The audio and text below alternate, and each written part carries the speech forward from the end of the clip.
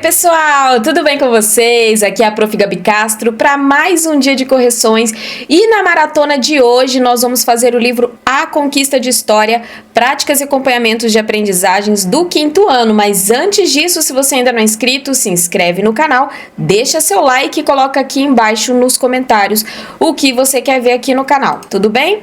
Bom, esse livro, enquanto eu vou passando aqui, eu vou explicando para vocês.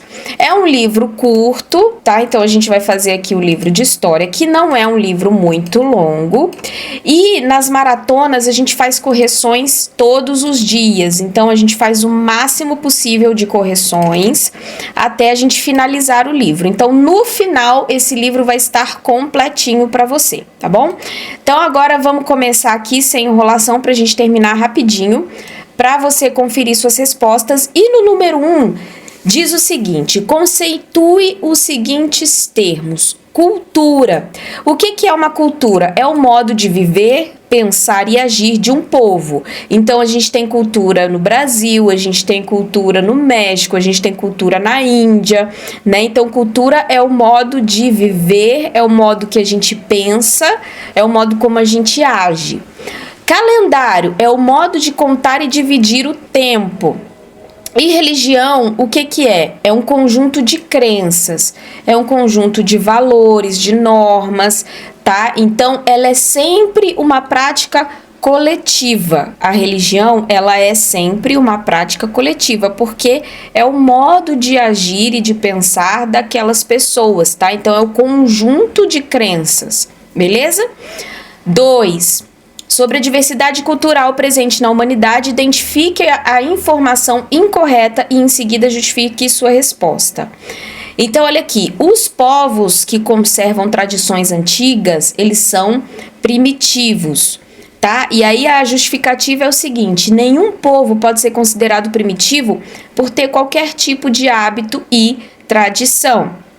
Aqui no número 3, a gente precisa citar 2 exemplos de calendários diferentes do usado pelos cristãos e a gente precisa apresentar o marco inicial da contagem de cada um. Então, aqui a gente tem, por exemplo, existem outras possibilidades, mas o calendário judeu, ele começa a contar o tempo a partir da criação do mundo, que para os judeus ocorreu no ano 3760 a.C. E a gente tem também o calendário muçulmano, e ele conta o tempo a partir da ida do fundador da religião islâmica, que é Maomé, tá? Da cidade de Meca para Medina, que hoje em dia é a Arábia Saudita. E esse fato aconteceu em 622 depois de Cristo. Então percebam que cada povo tem a sua cultura, como a gente acabou de ver, e cada cultura tem um calendário diferente. Então nós, por exemplo, a gente sempre pensa no nascimento de Cristo, a gente sempre pensa no nascimento de Jesus para contar o tempo. Por isso que a gente fala antes de Cristo e depois de Cristo, tá? Então vamos lá para a próxima página. Aqui a gente tem um textinho, tá? Falando sobre o povo Pataxó, que a gente não vai ler porque você já deve ter lido aí na sua casa, com certeza. E aí é o seguinte, olha, compare a forma como dividimos o tempo com a forma adotada pelos Pataxó. Então, olha aqui, nós dividimos o tempo em dia, mês, ano, década, século e milênio. Então, a gente fala, hoje é dia 1º do mês de setembro, do ano de 2024, década, né, são os 10 anos, o século a gente conta como 100 anos, milênio como 1000 anos. Já os Pataxó, eles seguiam pelas estações do ano. Então, eles falam inverno, que é o tempo das chuvas, que vai de maio até agosto, e o verão, que é o tempo do sol forte e do clima seco. Então, é bem diferente. B. Assinale um X nas afirmações corretas com base no texto e no que você estudou sobre calendários. Então, olha só, os povos têm calendários próprios com base nas suas culturas. A gente acabou de ver que cultura é o modo de pensar, de viver e de agir, tá? Então, cada povo tem o seu próprio calendário. Nós não temos um calendário único para o planeta Terra inteiro. E o calendário Pataxó é diferente do calendário cristão. No 5, escreva o significado de agricultura A agricultura é um cultivo intencional. E a pecuária? A pecuária é quando a gente cria animais como porcos e cabra, tá? Então eu vou te dar um exemplo. Quando a gente faz agricultura, é um cultivo intencional, porque você tem a intenção de plantar, vamos supor, arroz, plantar feijão, plantar alface. E quando você planta isso, quando você faz uma agricultura, você pode pegar esses itens e vender para o supermercado. E o supermercado vai revender para você, que é o consumidor final, né?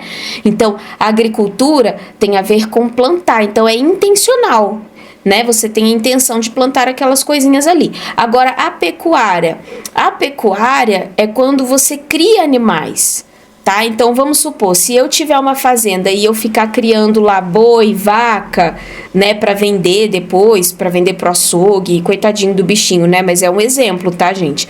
Então, nesse caso aqui, eu tô fazendo pecuária. Tá? Que, por exemplo, aqui a gente até tem um exemplo, né? Porcos, cabras, todos esses animais assim entra na parte de pecuária. Aqui no nômade, vocês já estudaram isso comigo, né? Mas eu vou falar de novo. Os nômades são aqueles povos que não têm moradia fixa, tá? Então eles ficam mudando de lugar em busca de alimento. Então eles ficam num determinado lugar. E aí eles vão caçando alimentos, eles vão procurando alimentos ali. Quando aqueles alimentos acabam daquele lugar que ele está, vamos supor, numa floresta, né, num determinado tipo de lugar numa floresta, por exemplo. Aí ele já caçou todos os animais que tinha naquela floresta. Todas as árvores frutíferas que tinha também, ele já comeu todas as frutas de todas as árvores frutíferas e as árvores pararam de dar fruta. Os animais, não tem mais nenhum animal para matar, né, para caçar. Então, nesse caso, o que eles fazem? O que eles faziam, né? Eles saem de um lugar e vão para outro lugar. Para quê? Para buscar alimento. Então, eles não têm uma moradia fixa. Eles ficam andando de um lado para o outro. Na hora que acaba o alimento naquele lugar, eles vão para outro lugar. Sedentarização já é o contrário. A sedentarização é quando os grupos eles ficam num determinado local. Então, eles não ficam saindo de um lado para o outro. Você, por exemplo, você tá na sua casa, né, hoje, e semana que vem você vai continuar na sua casa. Você não muda de casa todo mês ou toda semana ou todo dia. Ah, todo dia eu vou mudar de casa para buscar alimento. Não, se você quiser alimento, você vai no mercado e compra, né? E então você tem ali aquela questão de sedentarização, que é quando você fica fixo em um determinado local. Você não fica zanzando de um lado para o outro. Próximo. E aqui, gente, eu tô dando um exemplo como se fosse nos dias de hoje, tá? Mas a questão de nômade e de sedentarização, nós estamos falando dos povos antigos, tá bom? Eu tô falando assim, né, te dando um exemplo, né, e tudo, só para você entender, tá? Mas eu estou falando dos povos antigos, nós estamos estudando história e como funcionava antigamente, tá? Então, aqui, por exemplo, a gente tem o número 1 e o número 2. No número 1, por exemplo, olha só o que essa imagem mostra. A gente vê uma mulher batendo uma pedra na outra para produzir fogo. Então, aqui a gente tem o que a gente chama de fogo por fricção, que é quando você esfrega uma pedra na outra ou quando você pega um pedaço de galho seco, enfim, e fica esfregando ali até começar a sair fumacinha para produzir fogo. Aqui na imagem 2, a gente vê pessoas conduzindo o gado, beleza? Então, tá bom. Aqui na letra B, por que os historiadores atuais criticam o uso do termo pré-história? Porque para os historiadores hoje em dia, pessoal, a pré-história também faz parte da história. Então, se você fala pré significa antes, tá? Esse prefixo aqui, pré, significa antes. Então, antes da história, mas como assim antes da história? Tudo que aconteceu na humanidade até o dia de hoje faz parte da história, também é parte da história. Então, quando a gente fala aquele povo é pré-histórico, na verdade não é um termo muito correto, porque eles não são pré-históricos, eles não vieram antes da história, eles fazem parte da história, por isso que hoje em dia não é um termo tão utilizado, ou seja, já saiu de moda já, tá? Mas as pessoas ainda usam esse termo, mas não é muito comum mais igual era antigamente.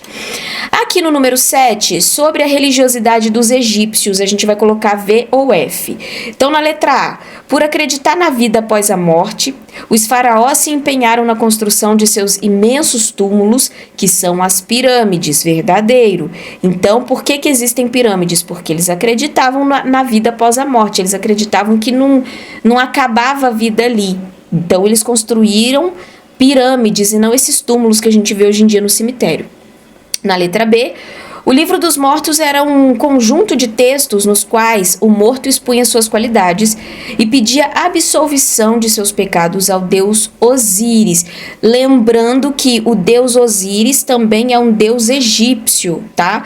Porque os egípcios, né, principalmente naquela época, eles realmente acreditavam que existiam vários deuses.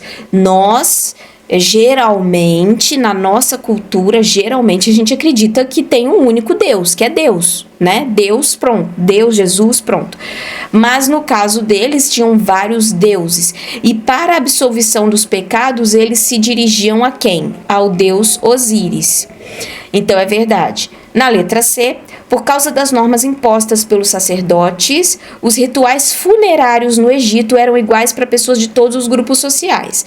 Prestem atenção, os sacerdotes eram os religiosos da época, eram como se fosse uma espécie de padre, uma espécie de pastor, algo assim. Tá? Então, eles eram responsáveis por fazer os eventos, os rituais, quando uma pessoa morria. Mas isso é falso, tá? Não são todos os grupos sociais que eram iguais, não. Tinha diferença. Então, tinha diferença do pobre para o rico, tá? Na hora de fazer os eventos funerários. Então, isso é falso. Letra D, os egípcios acreditavam na vida após a morte e que toda pessoa, ao morrer, era julgada no tribunal de Osíris. Verdade. Então, eles não acreditavam no Deus que a gente acredita. Eles acreditaram que tinha um Deus Osíris e que esse Deus ia julgar tudo que eles fizeram aqui na Terra enquanto estavam vivos. Portanto, verdadeiro também. Aqui, peraí. Os deuses mesopotâmicos mudavam de humor de uma hora para outra. Então, o deus Enlil, por exemplo, no momento de mau humor, enviou tempestade, vento e destruição para os humanos. Então, olha só, aqui tem um texto que a gente não vai ler para a gente não perder tempo, mas é importante você entender, então, que como eu acabei de te explicar, não existia um único deus. E esses deuses, ao mesmo tempo que eles ficavam satisfeitos com vocês, eles ficavam irados, né? Com vocês não, com o povo lá da época, né? Eles ficavam irados, ficavam de muito mau humor, né? Então aí começava a mandar chuva e tudo mais, né? Ventos. E aí, olha só, letra A. Com que objetivo, né? Para que esse hino foi escrito? Então, olha só, ele foi escrito com o objetivo de elogiar o deus Nana, cuja palavra fortalece todas as criaturas. Existia também esse deus Nana, tá? E as pessoas, elas precisavam agradar os deuses o tempo todo. Então, eles faziam oferendas, né? Ofertavam rituais, dançavam para os deuses. E, além disso, né? Eles também faziam músicas para agradar os deuses, para dar uma acalmada neles, para eles não ficarem irados, porque eles acreditavam que quanto mais os deuses fossem agradados, menos eles iam ficar de mau humor. Na letra B, interprete. Qual é o significado no texto da frase "A tua palavra engorda o curral de ovelhas e bois"? Então, gente, isso significa o quê? A tua palavra aumenta o número de ovelhas e bois do curral. Então, multiplicava, né, os bois e as ovelhas do curral. Aqui a gente vai completar um quadrinho. Então, olha só, por exemplo, aqui a gente tem a divindade, o nome do Deus, tá?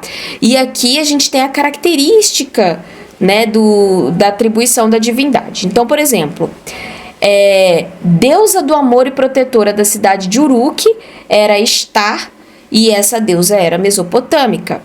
Criador do universo de todos os deuses, aqui nós temos Amon-Ra, e Amon-Ra era egípcio.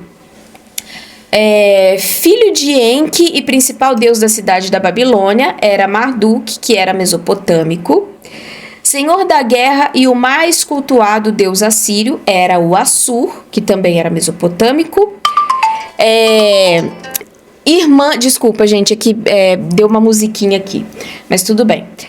Irmã e esposa de Osíris, né, era Ísis, que era egípcia.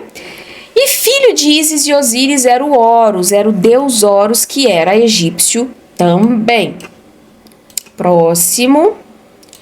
Aqui a gente tem um textinho do historiador Hilário Franco Júnior, que a gente não vai ler. E na letra A diz o seguinte, a gente vai ter que colocar VOF, tá? De acordo com a leitura do texto. Então, olha só. As pessoas de idade média faziam uso apenas da observação da natureza para medir a passagem do tempo? Falso. Eles não usavam só a observação da natureza, não. No número 2, os medievais dividiam o dia em 12 horas e a noite em 13 horas e usavam ampulhetas e relógios d'água? Também não, a gente já estudou isso. A medição do tempo é uma criação humana e pode variar de acordo com a cultura e a época. A gente já viu isso também. Então, nós sabemos que cada cultura vai medir o tempo de um jeito diferente. Nós, por exemplo, nós dividimos o tempo entre antes de Cristo e depois de Cristo. Então, tudo o que aconteceu antes do nascimento de Jesus e tudo o que aconteceu depois do nascimento de Jesus, nós contabilizamos. Então, e tal coisa aconteceu antes do nascimento de Cristo, depois de Cristo. Por quê? Porque nós somos uma cultura cristã, ok? E por último, a vida na Idade Média era menos agitada que a vida nos dias atuais e exigia uma preocupação menor das pessoas com o controle do tempo. E agora corrige, então, as alternativas falsas, agora vem a explicação. Então, na letra A, gente, eles usavam a observação da natureza, mas eles usavam também velas, ampulhetas e relógio d'água para medir a passagem do tempo. As ampulhetas, se você der um Google aí, você vai ver que era um objeto que dentro desse objeto tinha uma areia, uma areinha. Então, quando essa areinha caía todinha dentro do objeto, aí o tempo passava, tá? Então, dá um Google que eu acho que vai ser mais fácil para vocês entenderem o que é uma ampulheta, tá? É um objeto que tem uma areinha lá dentro. Aí, depois que a areinha terminasse de cair todinha, aí é porque o tempo acabou. Mas dá um Google que vocês vão ver a imagem, daí vocês vão entender, porque para eu explicar assim, sem a imagem, fica meio difícil. E o 2 aqui, os medievais dividiam o dia e a noite em 12 horas, beleza? Tá, vamos pro próximo então. Aqui a gente precisa escrever um texto, então essa parte a gente vai pular, porque é uma produção pessoal. Então vamos pro número 2. Sobre as diferentes formas de contar o tempo, faça o que se pede. Gente, lembrando, vou voltar aqui só para falar uma coisa rapidinho. Quando tiver produção pessoal, não adianta vocês virem aqui no canal, não adianta vir aqui nos comentários xingar falando, mas você não deu a resposta disso. Eu não tenho como fazer um texto para cada aluno. Esse canal já está com mais de 35 mil alunos. Já pensou se eu fizer um texto para cada um? Então, tem coisas que vocês vão precisar se esforçar um pouco mais, ok? Então, tá bom. 2. Sobre as diferentes formas de contar o tempo, faça o que se pede.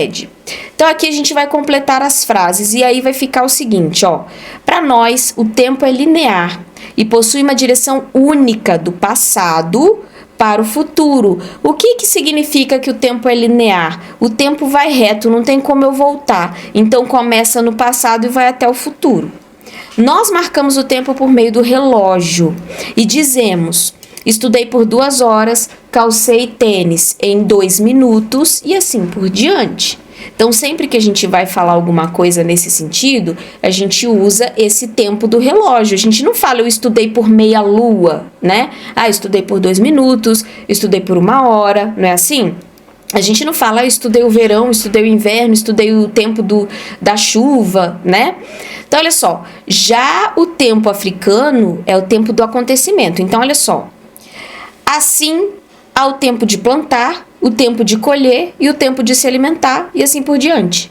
Então, no tempo africano já é diferente do nosso. A gente usa minutos, horas, né? E eles não. Agora tá no tempo de plantar. agora é o tempo de colher. No tempo de colher você vai na casa do fulano, né? Então é isso aí. Aqui também, na letra B e na letra C, nós temos produção pessoal. Aqui também nós temos uma produção pessoal no número 3, porque vocês vão precisar pesquisar calendários e também criar cartazes. Então, você vai fazer com a sua prof presencial, beleza? Aqui no número 4, a gente tem esse quadrinho e a gente precisa completar com as informações corretas. Então, olha só. O tempo da pedra lascada, tá? Que é o tipo de material. Então, vocês já estudaram comigo também, né? O tempo da pedra lascada, enfim, já expliquei o que cada povo fazia naquele tempo. E a pedra lascada, um exemplo, né, que eles usavam com essa pedra, né, que eles fabricavam, era machados e facas. Porque naquela época, gente, eu não sei se você sabe, mas não existia tramontina. Então, para as pessoas fazerem machados e facas, eles faziam isso com pedra. Então, eles iam polindo a pedra, eles iam quebrando a pedra até dar o formato de um machado e de uma faca.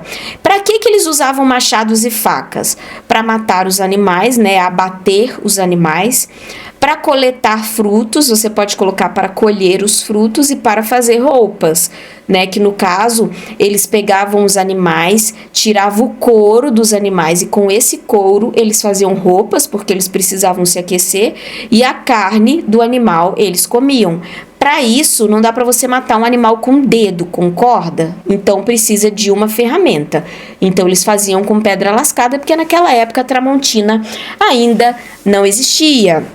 Depois a gente tem a pedra polida. Aqui, olha, a lascada é diferente da polida, então presta atenção. As duas são pedras, mas a pedra polida era para fazer lâminas de corte afiado, serra com dente de pedra e machado mais afiado. Então a pedra polida era uma coisa assim para cortar um pouco mais.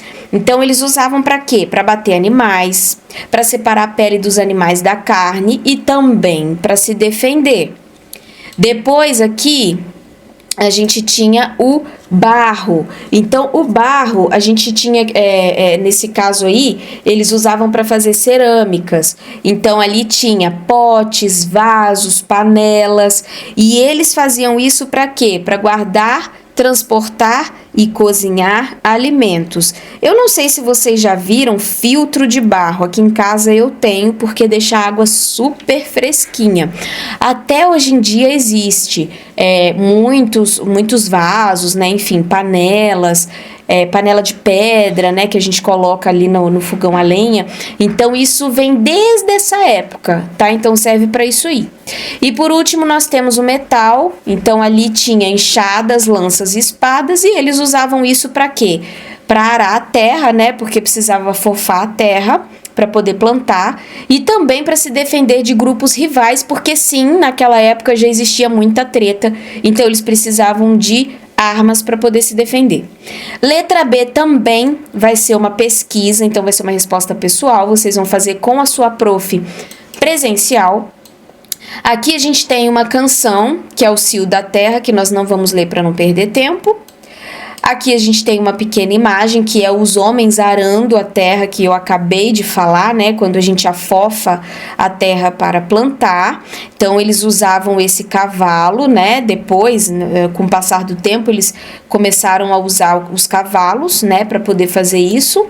E na letra A diz o seguinte: a qual atividade econômica os versos da canção e a imagem estão associados? Então, essa imagem aqui, ela tá ligada, ela tá linkada com os versos da canção, e a imagem estão associados à atividade agrícola. Então aqui, gente, lembra que eu falei agrícola, agricultura? Eu falei isso nas páginas anteriores. Agricultura tem a ver com o quê? Com plantio. Toda vez que você vê a palavra agrícola ou agricultura, você pode associar com plantio. Então aqui eles estavam afofando a terra para isso, tá? Então tem a ver com atividade agrícola, tá? Atividade de plantar as coisas.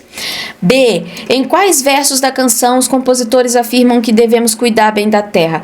Então aqui, olha, afagar a terra, conhecer os desejos da terra, o cio da terra, a propícia estação. O que é a propícia estação? É você plantar no momento certo. Por exemplo, você vai plantar no inverno, você vai plantar na seca, né? Então, estação propícia é uma estação apropriada. Você tem que plantar na época certa, tá?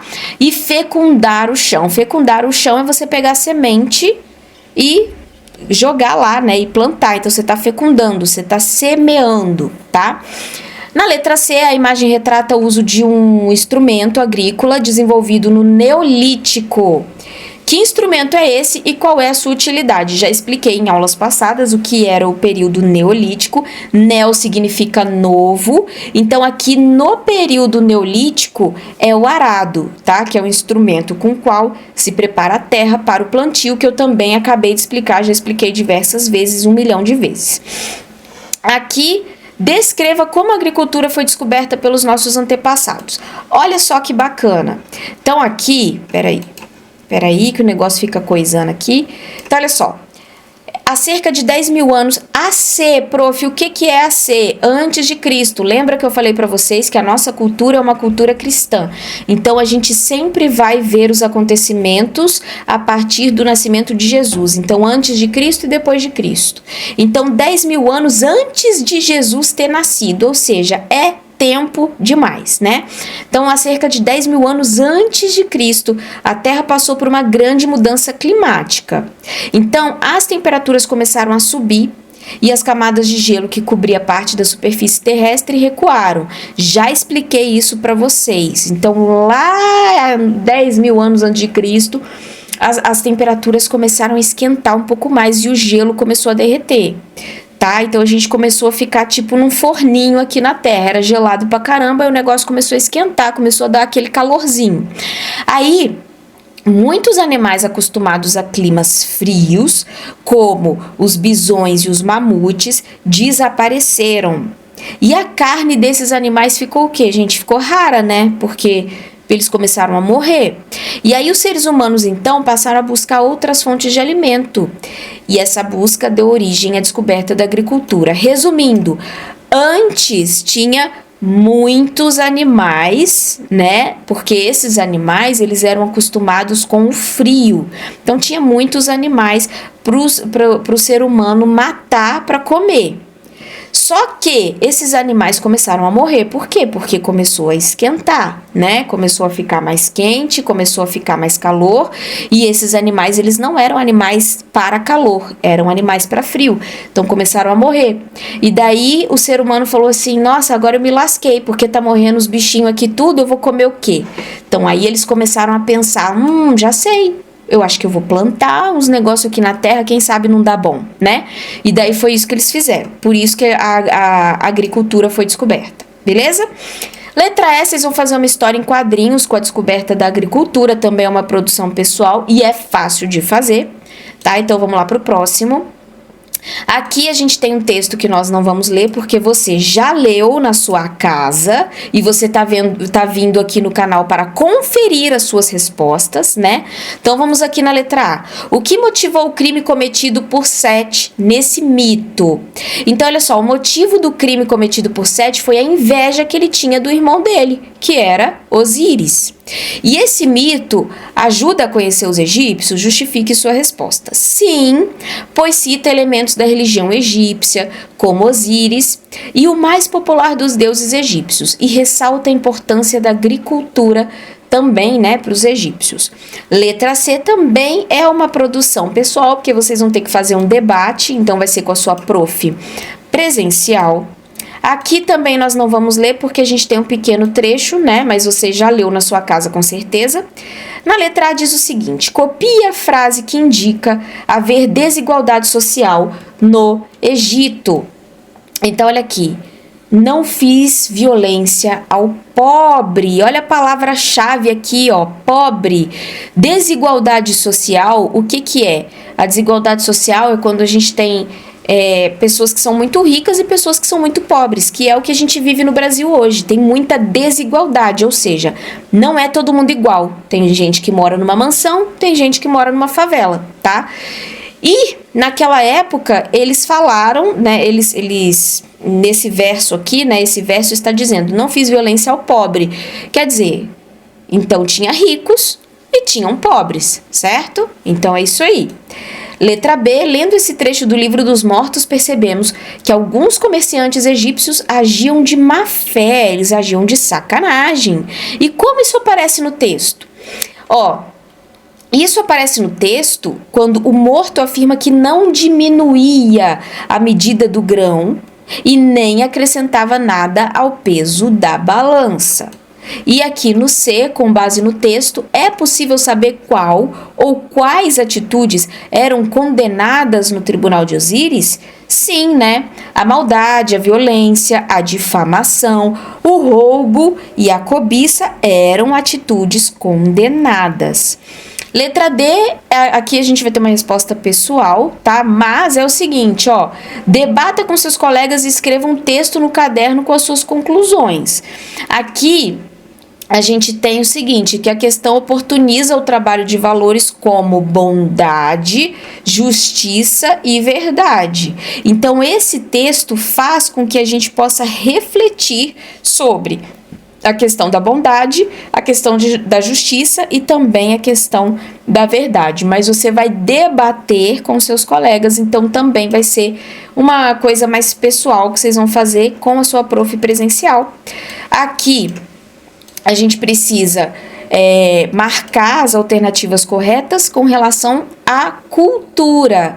Então, olha só, a cultura é o modo de viver, pensar e agir? Sim, já expliquei para vocês que quando a gente pensa, age, vive de uma determinada forma, nós temos cultura. Por exemplo, se você for lá para a Índia, a cultura deles é muito diferente da nossa. Por exemplo, as mulheres se vestem de uma forma muito diferente da nossa. Elas usam sari, a gente não usa.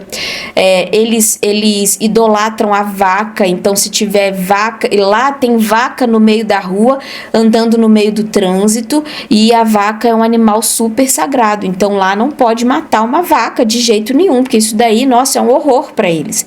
Então, isso é o quê? É uma cultura. Por quê? Porque eles vivem assim, eles pensam que a vaca é praticamente um deus e eles agem dessa forma.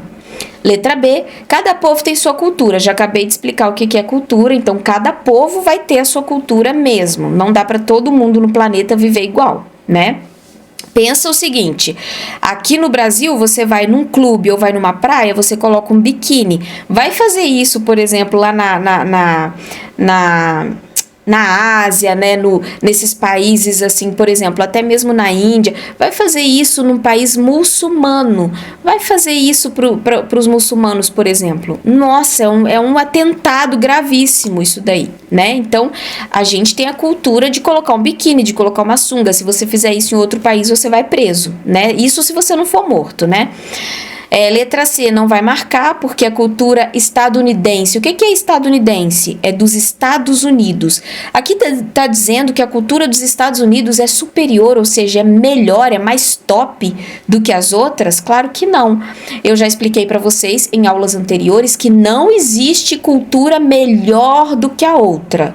Culturas são diferentes e pronto. Não existe, qual cultura é melhor? A dos Estados Unidos é melhor que a do Brasil é melhor do que a da Indonésia. Não existe. Cultura é cultura, cada um tem a sua, tá?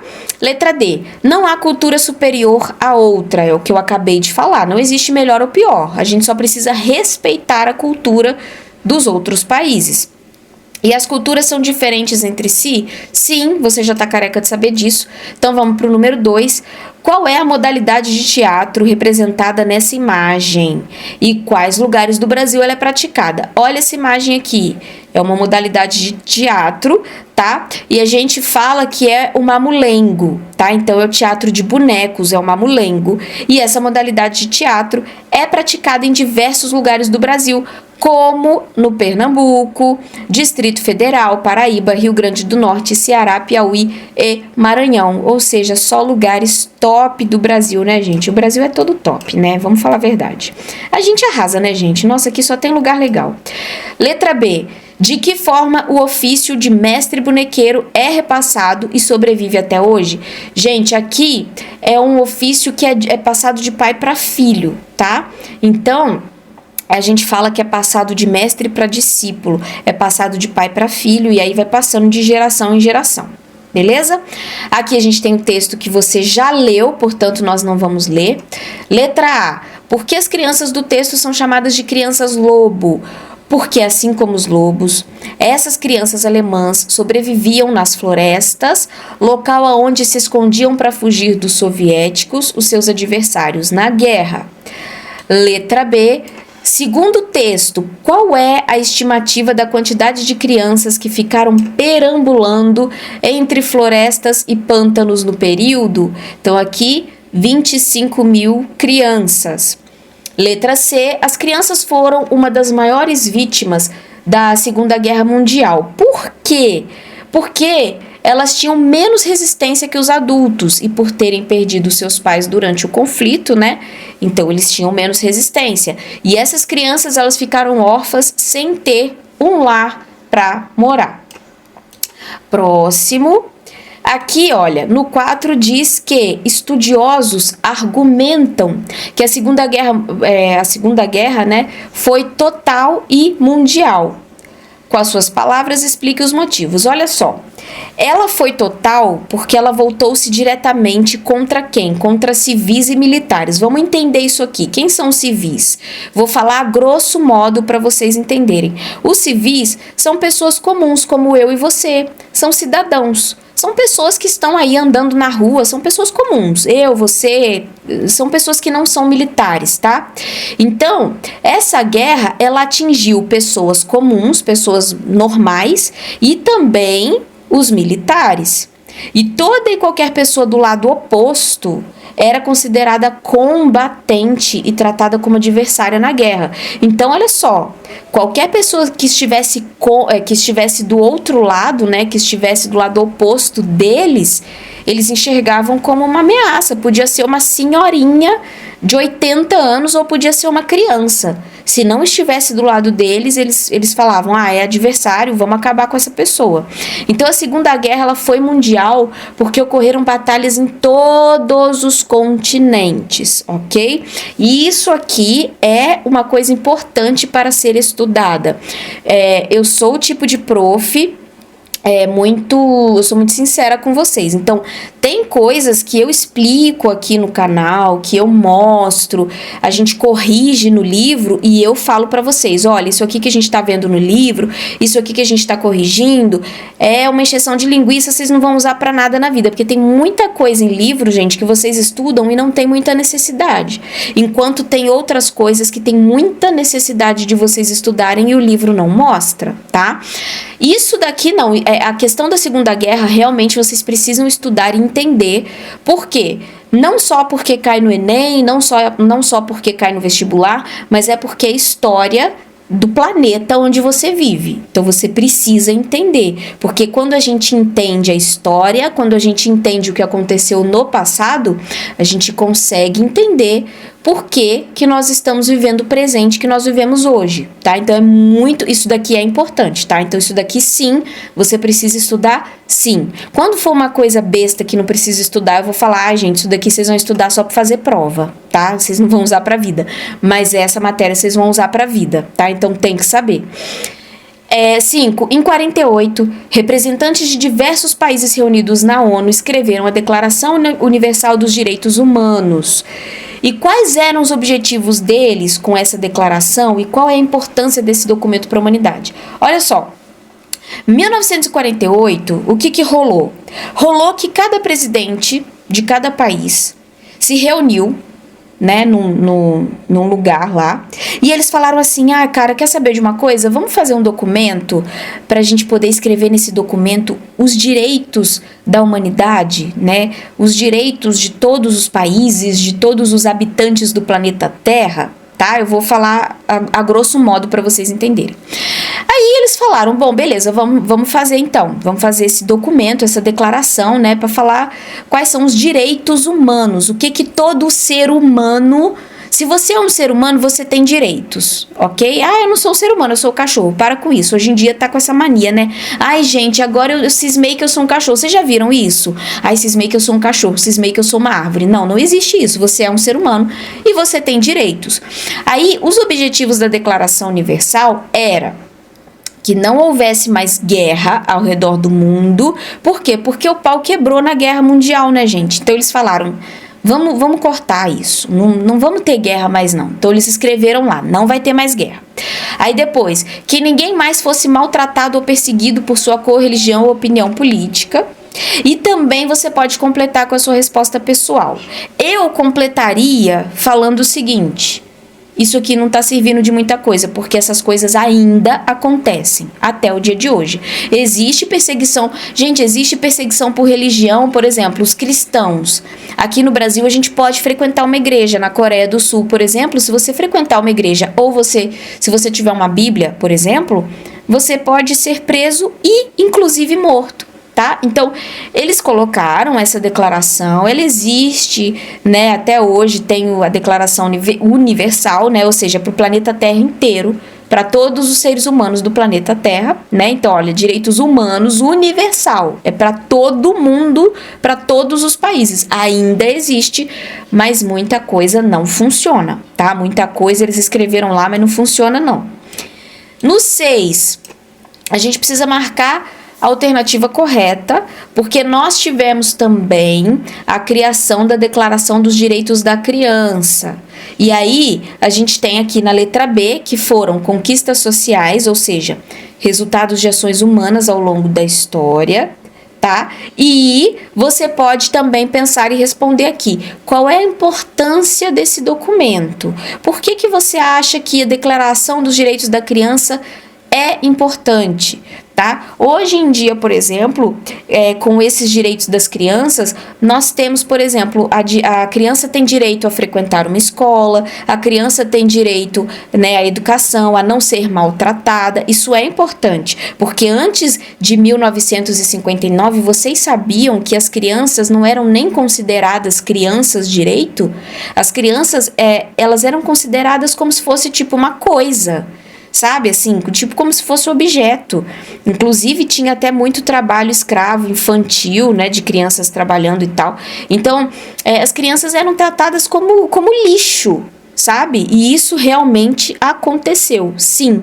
Então eles falaram, não, vamos fazer um documento que protege a criança. Então é importante porque as crianças estão sendo protegidas, ou pelo menos, né, a gente tenta proteger os direitos dessas crianças para que elas sejam bem tratadas e se desenvolvam da melhor maneira possível e se tornem adultos melhores, né? Então, esse documento é muito importante. Então, eu falei a resposta mais ou menos, mas vocês podem colocar aí, tá? Para completar o que vocês acham, tá? Resposta pessoal. Aqui, relacione cada fotografia a um dos princípios contidos na Declaração dos Direitos das Crianças. Então, olha só, o primeiro princípio: todas as crianças, sem distinção de cor, sexo, língua, religião ou condição social, têm os mesmos direitos.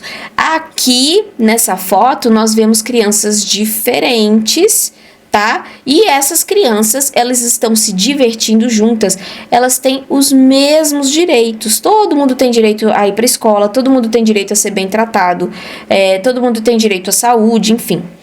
E aqui, ó, aqui nessa foto nós temos o quarto princípio, porque existem alguns princípios, esse aqui é o quarto. E esse quarto princípio diz que vocês têm direito à saúde, vocês têm direito à alimentação, à recreação.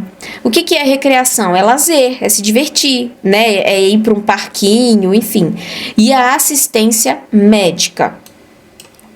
Aqui a gente tem o quinto princípio, o que ele diz? Que a criança com limitação física, né, mental ou social, ela tem direito a um tratamento, a educação e a cuidados especiais. Por quê? Porque aqui nós temos uma criança que está limitada fisicamente, porque ela não tem os movimentos das perninhas, então ela precisa se locomover com uma cadeira de roda, e ela está sendo muito bem tratada. Olha só, ela tem aqui um elevador disponível para que ela possa subir no ônibus.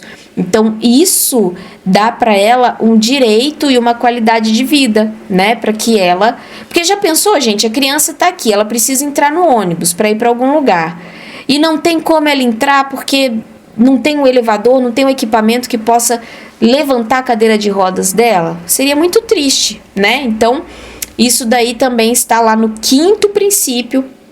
Aí depois a gente tem aqui o sétimo princípio, que fala da educação gratuita. Então, toda criança tem direito a receber educação gratuita e ter oportunidade para brincar e se divertir. Mas não é para ficar brincando e se divertindo na sala de aula e ficar incomodando a sua prof presencial, não, tá? Por favor, toma vergonha na cara, vai estudar e para de ficar se divertindo na aula, porque isso não é uma coisa legal.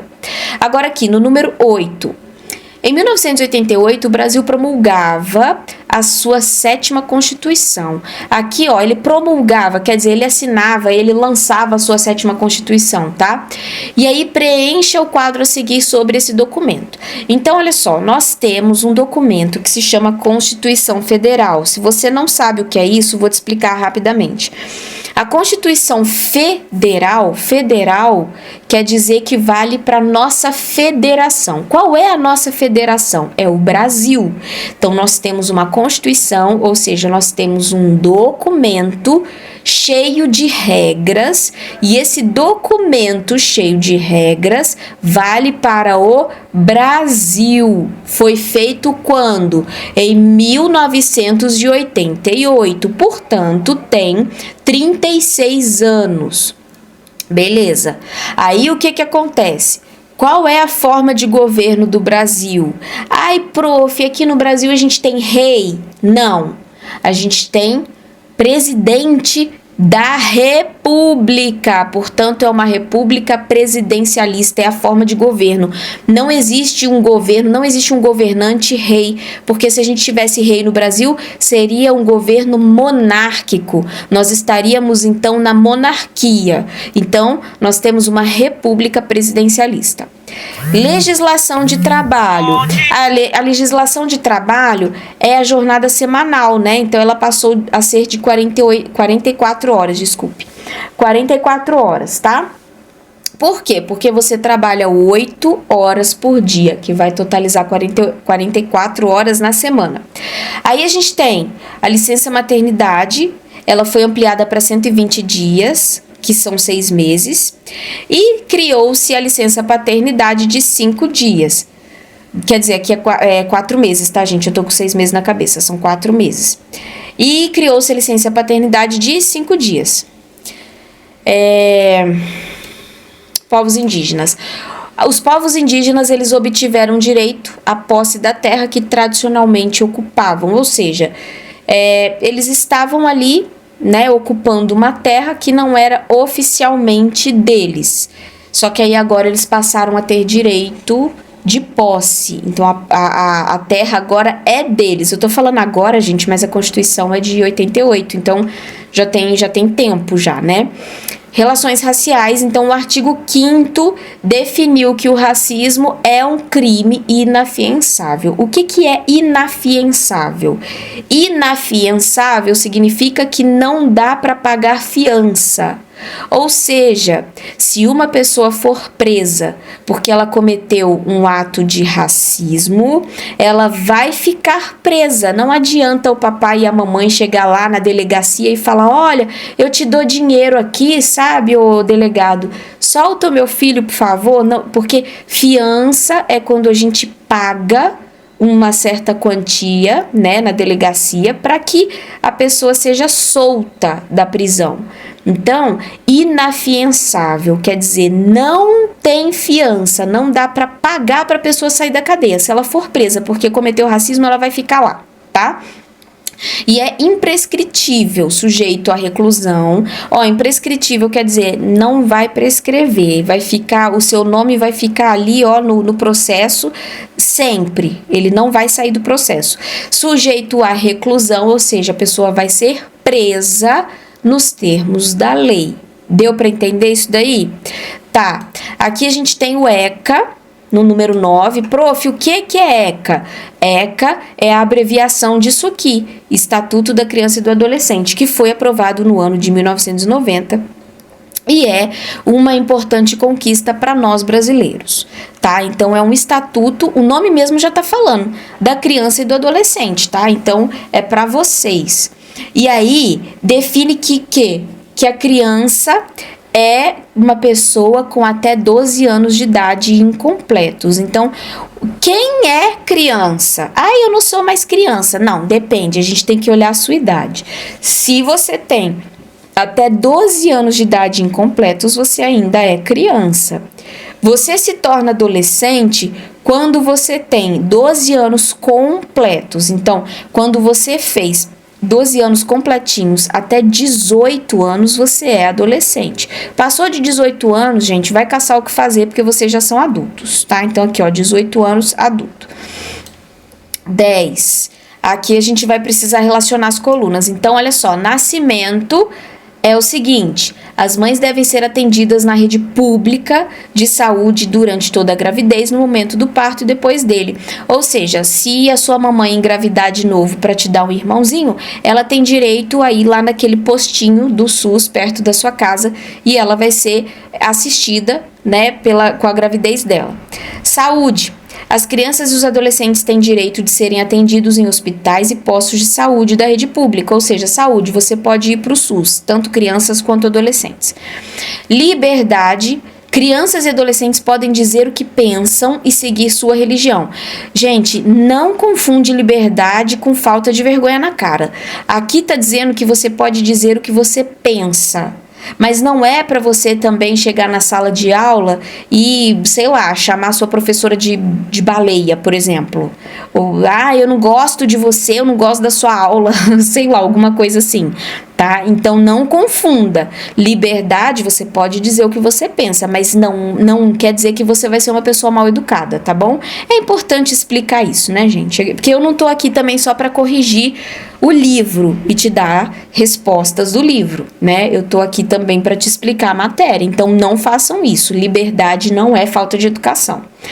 Família, os pais devem sustentar e educar os filhos menores, tanto os de sangue quanto adotivos. Ou seja, você tem um pai e uma mãe, o seu pai e sua mãe tem que te dar comida, tem que te dar roupa, tem que te dar tênis, tem que, enfim, né, tem que prover você, tem que cuidar de você. Não tô dizendo que, tem que me dar um tênis de marca, não é isso. Quando eu estou dizendo que eles têm que te dar as coisas, é para sobrevivência, tá bom? Não vai chegar também na sua casa e falar, não, mãe, a minha prof online falou que você tem que me dar roupas e tênis e sapatos. Não é isso. O que eu tô te explicando é que eles precisam prover a sua sobrevivência. Tanto os de sangue quanto adotivos, ok? Beleza, então você já entendeu essa parte, então vamos para o próximo. Aqui a gente tem aprofundamento com pesquisas, então essa parte aqui a gente não vai fazer, né? A gente vai só completar isso aqui, deixa só eu diminuir um pouco, que senão vai ficar meio ruim de ver.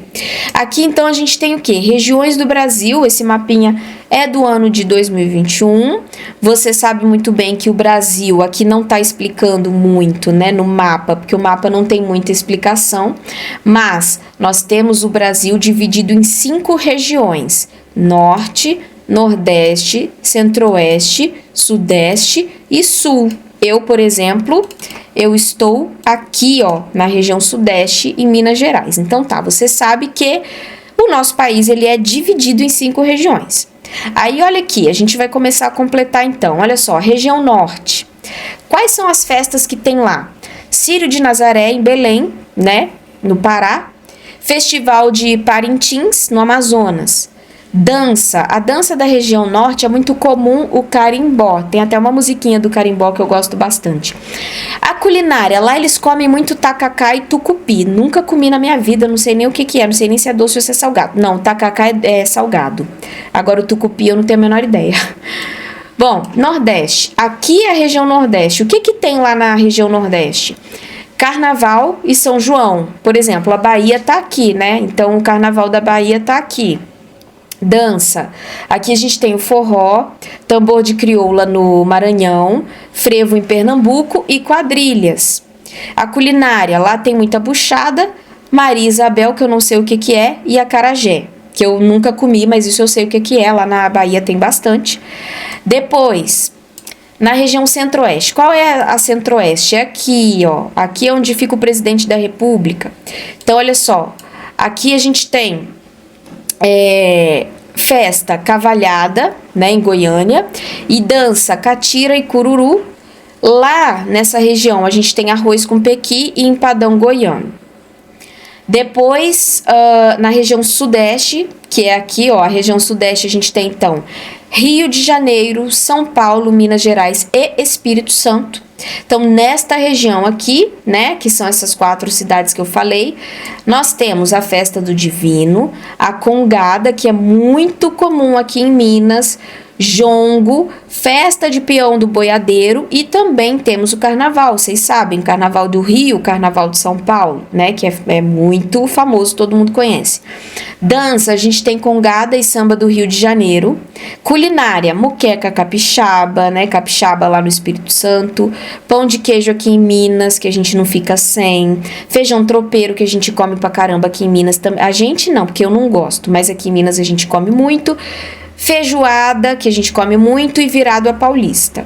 Depois, no sul do Brasil, nós temos Festa da Uva e Oktoberfest. O Oktoberfest é aquela festa da cerveja, se eu não me engano, mas eu acho que é isso mesmo. Se você for aqui da região sul, comenta aqui pra mim do Oktoberfest, mas é um evento super famoso. Aí a gente tem pau de fita como dança, fandango caiçara e dança tradicional gaúcha. Culinária, a gente tem churrasco, porque o sul do país é o melhor lugar para churrasco, joelho de porco e marreco recheado.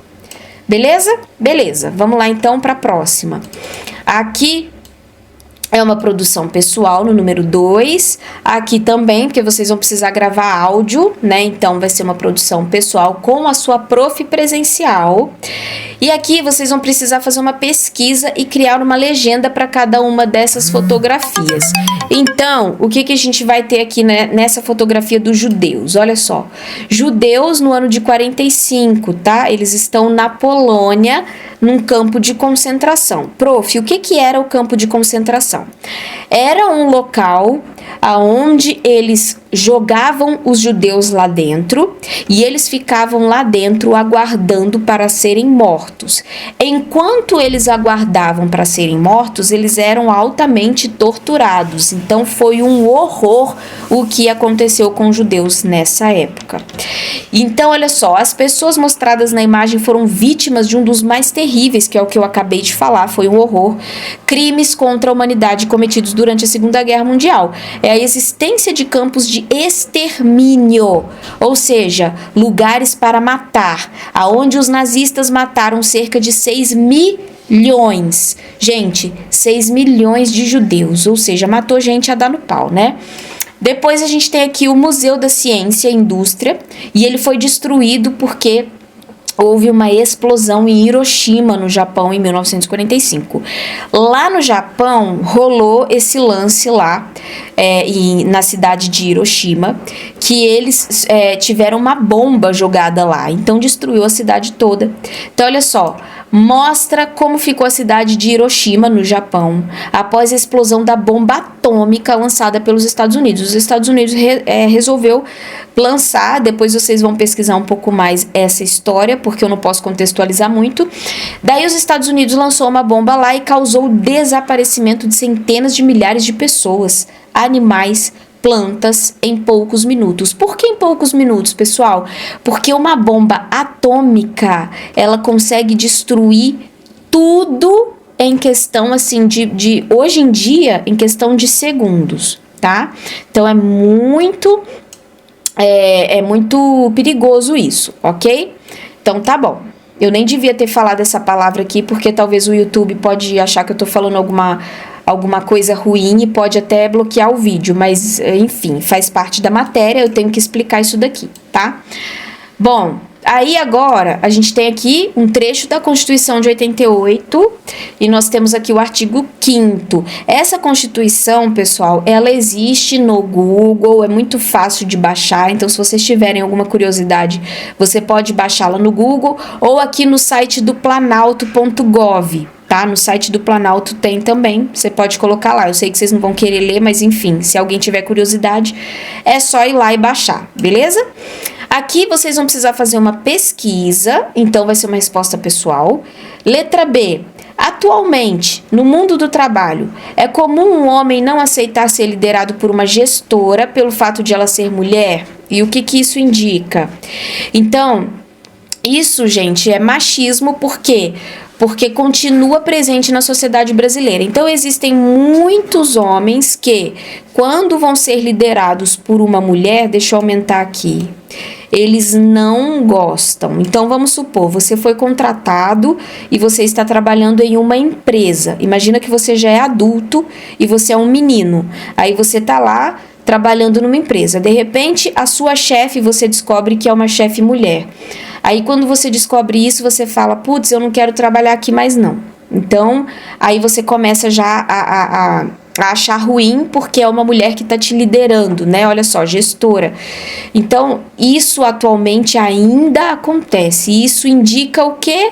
Machismo, tá? Se você quiser, você pode só colocar machismo, não precisa colocar isso aqui tudo não, tá? Mas isso ainda é presente, sim, na sociedade brasileira.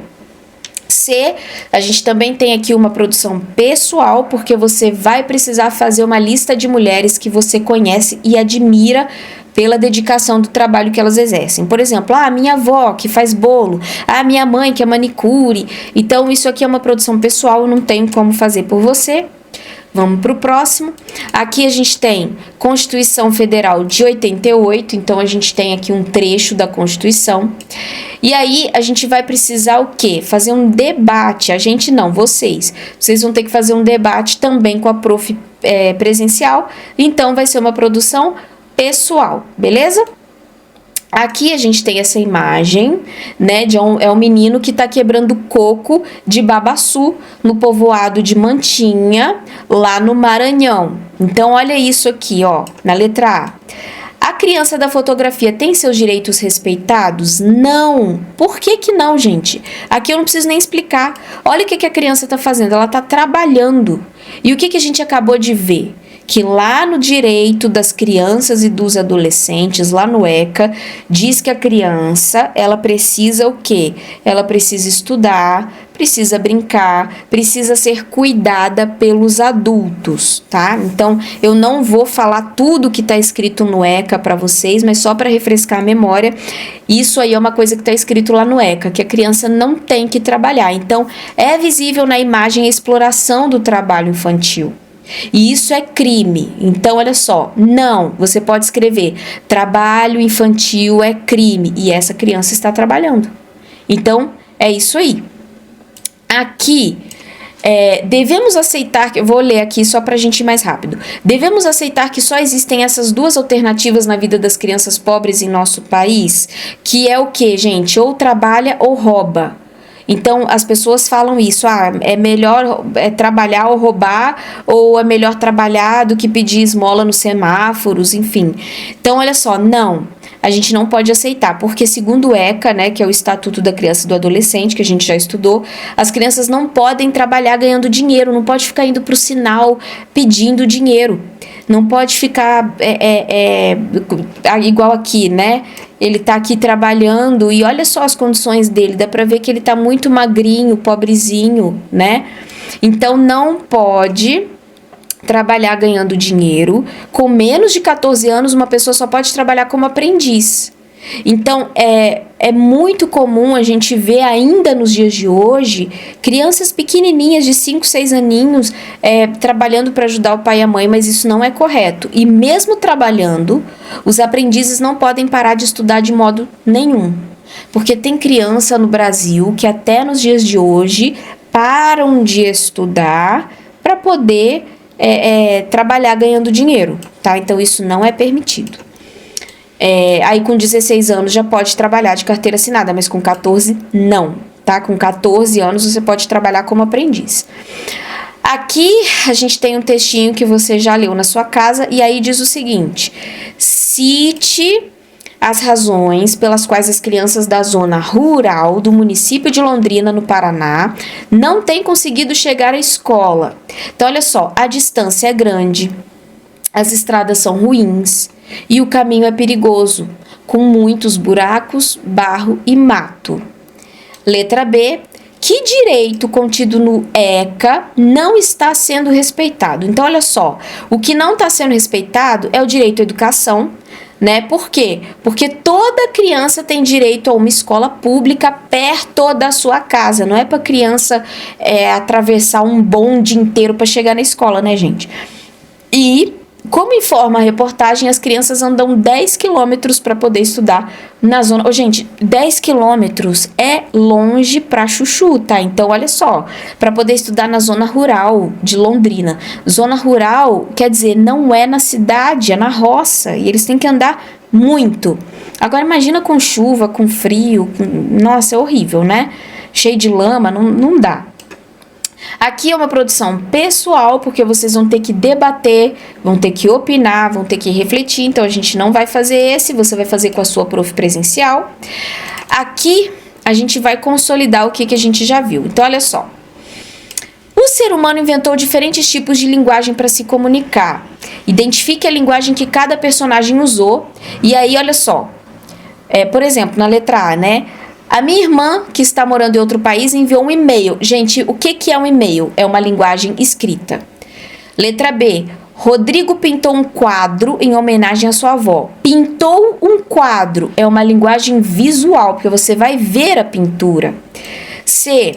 As alunas da minha turma criaram um funk sobre os direitos das crianças e dos adolescentes. É uma linguagem musical, porque até onde eu sei, funk... Bom, funk pra mim não é música, né? Mas enfim, linguagem musical. Pra mim isso não é música, mas tudo bem. D. Eu vou participar de uma encenação sobre o Dia Internacional da Paz com meu grupo na escola. Então aqui, olha só, se é uma encenação, é uma linguagem teatral. O nosso tio veio do interior e contou histórias, olha só, contou histórias fantásticas da época em que ele era criança. Aqui a palavra-chave é contou, então é uma linguagem oral, porque ele contou, né, falou lá com a boca dele, né, gente, então contou é uma linguagem oral. Falou com a boca, não falou com o cotovelo, né, mas tudo bem. Vai, aqui a gente tem as duas imagens, tá? E elas são representativas da linguagem pictórica. O que é pictórico? Pictórico é linguagem por imagens, tá? Então, todas as vezes que vocês virem imagens, você sabe que é uma linguagem pictórica, beleza? Aqui a gente tem, então, uma pintura rupestre, que a gente vê muito, né? A gente já estudou bastante nas matérias de história, né? As pinturas rupestres, porque naquela época não existia ainda a questão, assim, de escrita. Então, os homens das cavernas, para eles se comunicarem, para avisar que tem um animal feroz vindo ou algo do tipo, eles faziam desenhos nas pedras para poder se comunicar. É tipo igual o seu irmãozinho mais novo, que ainda não sabe ler e escrever, aí ele vai e fica fazendo os desenhos, tá? Então aqui, ó, é uma pintura rupestre aonde na Serra da Capivara, que fica lá no Piauí, e essa foto foi tirada em 2016. Aqui a gente tem grafitagem no Muro de São Paulo, tá? Que também é outra imagem pictórica.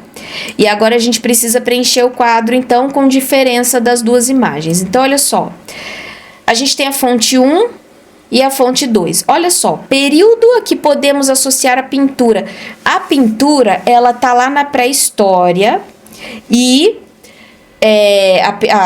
a pintura da imagem 1. Então, na imagem 1, que é a imagem rupestre, tá lá na pré-história. E o desenho número 2 é no século 21, tá? Então, olha só, se você observar, ó, 2016, né? Século 21, isso daqui é moderno, isso daqui é da época da pré-história. Beleza, material usado na pintura.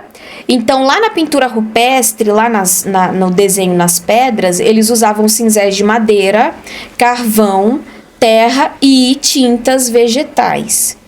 E hoje em dia, nós usamos tintas industrializadas, que são aquelas tintas que eu esqueci o nome, mas ai, gente, como é que chama aquilo? Eu esqueci o nome, daqui a pouco eu lembro. É aquelas tintas em latinha para fazer grafitagem, mas eu esqueci o nome. Spray, tinta em spray, né, que eles usam bastante. Bom, depois a gente tem o local onde é possível encontrar pintura. Então, lá na pintura rupestre, é dentro de cavernas e rochas. E a pintura lá da grafitagem é nos muros e nas partes externas dos edifícios. Inclusive, é importante a gente falar que grafitagem é diferente de pichação. A grafitagem é uma obra de arte e a pichação é quando você pega uma lata de spray de tinta e sai rabiscando o muro dos outros. Se você sair rabiscando o muro dos outros, primeiro que isso é crime e segundo que não é uma obra de arte, isso daí é uma cara de pau sua, tá? A grafitagem não, a grafitagem eles usam até artistas plásticos, né, para poderem fazer esses desenhos aí. Aqui, nome dado a esse tipo de pintura, então a gente tem a pintura rupestre e o grafite ou grafitagem, tanto faz. Próximo, aqui a gente tem que marcar as opções corretas e corrigir as incorretas. Então vamos lá. A fala é uma das mais antigas formas de comunicação e ainda hoje há sociedades que não fazem uso da escrita. Isso aqui é verdade. Tem sociedades, tem povos que não utilizam a escrita. Letra B. Pesquisas indicam que a escrita se desenvolveu de forma independente em diferentes partes do planeta. Isso também é verdade. Às vezes, por exemplo, a gente escreve de um jeito. Os japoneses, eles escrevem usando símbolos, escreve de outro jeito, né? Então, cada um escreve de um jeito diferente. Na letra C, a necessidade de controlar os recebimentos e os pagamentos e a circulação de produtos deu origem à escrita, verdade também. Então, o ser humano, ele desenvolveu uma necessidade de fazer a escrita, né, por uma questão de controle mesmo. E a escrita possibilitou à humanidade armazenar ideias e experiências e transmiti-las às novas gerações, também é verdade. Então, armazenar ideias e transmiti-las às novas gerações é porque, por exemplo, vou dar um exemplo bem bobo, eu posso escrever uma receita que eu inventei e eu posso escrever essa receita e quando eu morrer, a receita vai ficar escrita lá para minha filha fazer a receita, por exemplo, né? Só um exemplo. Então, isso aí é bem comum. Agora, na letra D, está falando que as civilizações egípcia e chinesa compartilharam da mesma forma de escrita. Ambas utilizavam pictogramas. Gente, os pictogramas, lembra que eu falei? É comunicação por imagens, tá? Então, símbolos, né? Como eu dei o exemplo dos japoneses, né? Que eles se comunicam por ideogramas, por exemplo, eles escrevem por ideogramas, né? Então, olha só, os chineses e os egípcios, eles usavam diferentes formas de escrita. A escrita egípcia utilizava, né, os pictogramas, que eram símbolos, né, os desenhos, e a cultura chinesa fazia uso de ideogramas. Então, os egípcios, eles usavam pictogramas que são imagens, né? Os ideogramas é como se fossem símbolos, então tem uma certa diferença nesses dois aí, tá? Não é a mesma coisa. Aqui, a gente tem esse texto que você já leu, aí tá falando o seguinte, ó, considerando a leitura do texto, é possível afirmar o quê? Letra A escrita é usada na comunicação com pessoas que estão afastadas de nós no espaço e no tempo. Sim. Então, por exemplo, você tá lá no WhatsApp, você, lógico, você pode mandar um áudio? Pode, mas você vai escrever, né? Por que você vai mandar um zap? Você vai mandar um zap para uma pessoa que tá do seu lado? Só se você tiver com algum tipo de problema, né? Porque não, a gente manda um zap, uma carta, um e-mail para quem tá longe da gente. Então, ela é usada, sim, com comunicação de pessoas que estão afastadas de nós, a pessoa tá longe da gente, né? Letra B. Quando enviamos uma carta ou um e-mail, deixamos um registro que poderá ser lido pelas futuras gerações. É verdade também. Então, eu posso escrever uma carta hoje, no ano de 2024, e daqui a 50 anos, se os meus filhos guardarem essa carta, eles vão poder ler. A minha mãe, por exemplo, eu tenho registros de escritas que ela fazia antigamente e hoje ela não é mais viva, mas eu ainda posso ler. Por quê? Porque está registrado lá na escrita dela, né? Aqui na letra C, olha só, a escrita serve apenas para estudar as matérias na escola? É claro que não. A gente sabe que a gente precisa escrever para fazer um monte de coisa, né? Por exemplo, você vai sair e você precisa avisar a sua mãe, só que a sua mãe não está em casa. O que você faz? Escreve um bilhete, por exemplo, né? Você vai fazer um bolo. Como é que eu vou saber a receita do bolo? Você vai ler a receita. Ela está escrita. Então, ela não serve só para estudar, não. Né? Na letra D, os registros escritos permitem conhecer a vida social de outros povos, com certeza. A gente, hoje em dia, né, nós temos muitos escritos de povos antigos, né, que os estudiosos descobriram. E através desses registros, a gente pode ter uma noção de como era a vida dessas pessoas antigamente, lá em 1800 e bolinha, tá? Então, é bem interessante. Aqui, a gente precisa fazer o quê? Escolher uma pessoa que você gosta, que pode ser um familiar, um amigo, e escrever uma carta ou um e-mail, tá? Contando a ela quais são as funções e qual é a importância da escrita para a história da humanidade. Essa produção, ela é pessoal e você precisa ver se a sua prof vai fazer em sala de aula ou se você vai fazer na sua casa. Então, esse daqui não tem como a gente fazer porque você vai precisar escolher uma pessoa que você gosta. Pode ser seu pai, sua mãe, um amigo, enfim. E então, você vai precisar fazer esse textinho aí. Pode ser um e-mail ou pode ser uma carta. Então, você vai fazer com a sua prof presencial. E aí, a gente finaliza, então, aqui na página 29. Eu espero que você tenha gostado da aula de hoje. Se você gostou, não esquece de compartilhar com seus amigos. E eu te vejo na nossa próxima aula. Até lá! Tchau!